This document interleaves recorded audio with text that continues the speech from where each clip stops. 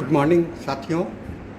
आज मुझे पुनः एक चिकित्सक के द्वारा एक रूब्रिक्स को समझाने के लिए आग्रह आया और यह रूब्रिक्स बहुत ही महत्वपूर्ण भी मुझे लग रहा है और थोड़ा सा विचित्र भी है, क्योंकि यह भ्रम से संबंधित है, डेल्यूजन से संबंधित रूब्रिक्स है। इसे डेल्यूजन होता है रोगी को कि वह अकेला है और ख़ास करके वह शमशान घाट में या कब्रगाह में अकेले खड़ा है, अकेले अवस्थित है।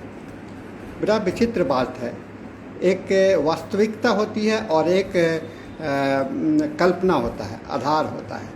तो ये जो बहुत बड़ा समस्या है लोगों के सामने में होता है। लोग दो दुनिया में जीते हैं, एक वास्तविकता की दुनिया में जीते हैं और दूसरा कल्पना की दुनिया में जीते हैं। तो कल्पना की दुनिया में कब जाते हैं? जब आप वास्तविकता से या तो लाचार हो जाते हो या वास्तविकता में कुछ आपको निराशा होती है या और बहुत सारी बातें जो वास्तविकता के साथ में होती है, तो उससे आप जो है सो कल्पना में खो जाते हो और आपके अंदर में भ्रम समा जाता है।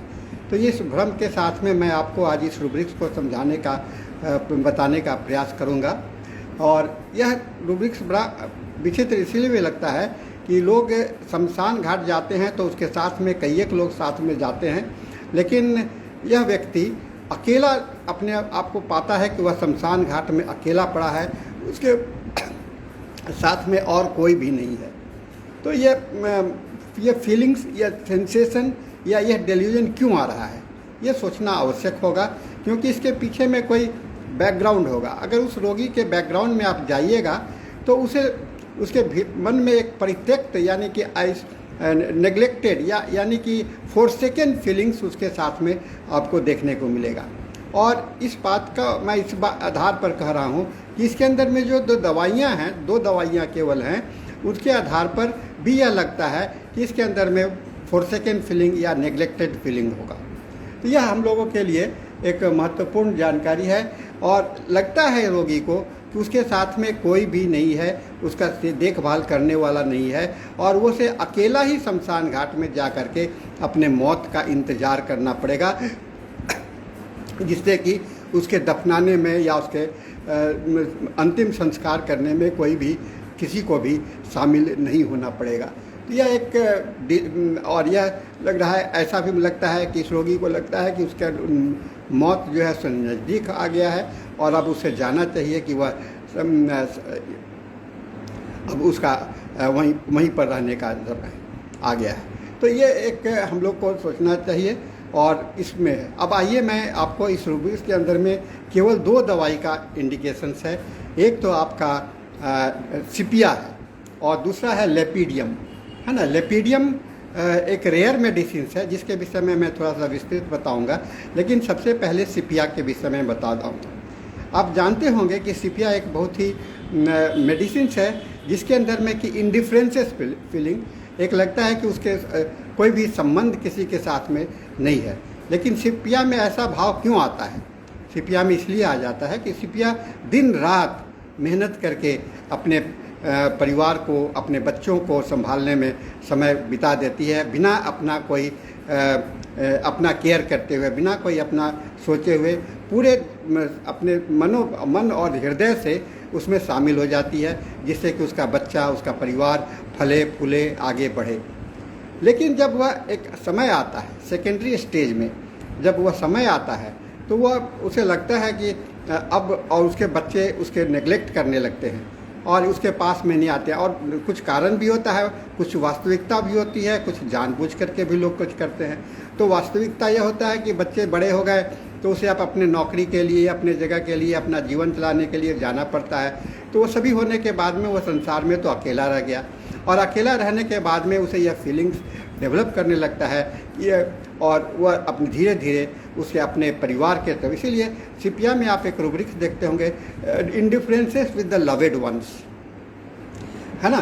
तो इस इंडिफरेंसेस के कारण अब उसे लगता है कि अब तो बहुत मैं इतना उम्र हो गया है और मैं अब मेरा कोई नहीं है, तो अब मेरे मौत भी तो नज़दीक हो सकती है। इसीलिए वो अपने आप को अकेलापन महसूस करता है और उसमें लगता है धीरे धीरे उसका मन जो है सो जो थॉट्स जो प्रोसेस है वह चेंज हो जाता है डिल्यूजन में, और लगने लगता है कि मैं तो वास्तविक रूप में आपको शमशान घाट में पहुंच गया हूं। ये तो बहुत और इसको जानने के लिए आपको उसके बैकग्राउंड में जाना बहुत आवश्यक होगा। आइए दूसरी रूब्रिक्स को भी हम लोग देखें, दूसरे मेडिसिन को भी देखें, और यह है आपको लेपिडियम। लेपिडियम आप जानते होंगे कि यह एक घास से बना हुआ है, और यह घास जो है सो रियो या ब्राज़ील में या नॉर्थ अमेरिका में रोड के किनारे किनारे पाया जाता है, और सरसों कुल का आता है, मतलब सरसों फैमिली का, मस्टर्ड फैमिली से ये ग्रास आता है। और इस दवा की खासियत क्या है, यह दवा जो है सो आपको दवा जो है सो ब्राज़ील में है, और इसका प्रभाव जो है सो मुख्यतः अर्निका से मिलता जुलता है। अब अर्निका के अंदर में एक बहुत महत्वपूर्ण लक्षण होता है वेल स्टेज। उसे लगता है कि सब कुछ ठीक है, इसके बावजूद भी बहुत तो ये, लेकिन ये जब घाटियों में, पहाड़ियों में जब ऐसा होता है, वहाँ पर कोई व्यक्ति अपने आप को समझता है कि मुझे कुछ नहीं होगा, तो ये उसका कॉन्फिडेंस ही है। तो उसी तरह से लेपिडियम भी एक इसी तरह का परित्यक्त या जंगली घास के रूप में होता है, जो कि पहाड़ियों के इलाकों में, रोड के किनारे में स्वतः जंगली रूप से यह उपजा करता है। और वहाँ पर भी इसे यह भाव होता है, कॉन्फिडेंस होता है, मैं तो ठीक हूँ, मुझे अब कुछ नहीं होगा, और वह सतर्कता होता है। और वहाँ पर उसे आनंदित भी होता है, अर्निका भी आनंदित रहता है, वह भी खुश रहता है, लेपिडियम भी खुश रहता है। तो ये लेपिडियम मेडिसिन को जो है, लेकिन वहाँ पर पहुँच करके उसके अंदर में जब कोई पास में गुजरते हैं, या रोड के किनारे से कोई गाड़ी जा रहा है या कोई यात्री जा रहा है, तो उस समय में उसको लेपिडियम घास को लगता है कि कोई ना हम कहाँ पर हैं, है ना, और वैसे में अपने आप को अकेला महसूस करने लगता है। तो उसके अंदर में एक भ्रम की स्थिति आती है, और उसे इनएबिलिटी, उसे सोचने के लिए लाचार हो जाता है, सोचने की शक्ति कमज़ोर हो जाती है, और उसे लगने लगता है कि मेरा तो अब ये मैं ना कुछ कर सकता हूँ, मैं हूँ कि नहीं हूँ, ये भी उसके मन में फीलिंग्स आ जाता है। और उसे लगता है कि अब मैं तो मौत के कगार पर हूँ, मौत में हूँ, और अपने आप को वह ग्रेवयार्ड में या क्या कहते हैं शमशान घाट में या कब्रगाह में अपने आप को पाता है। तो ये दोनों भाव को समझना होगा, रोगी के बैकग्राउंड को समझना होगा, और तभी जा कर के ऐसी छोटी छोटी रूब्रिक्स जो है सो आपके काम में आ सकता है।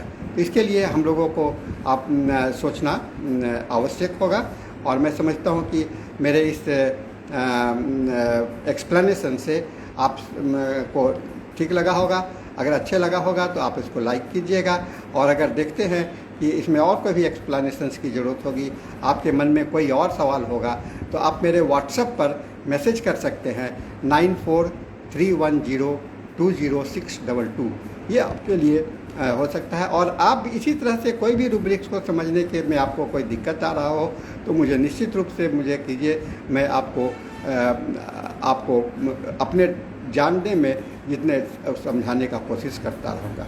सो आज के इसलिए इतना ही, और मैं आप सबों को धन्यवाद देता हूँ कि आप इसमें आए और सुने, और जो अपने साथियों को भी इसके विषय में बताएंगे। धन्यवाद।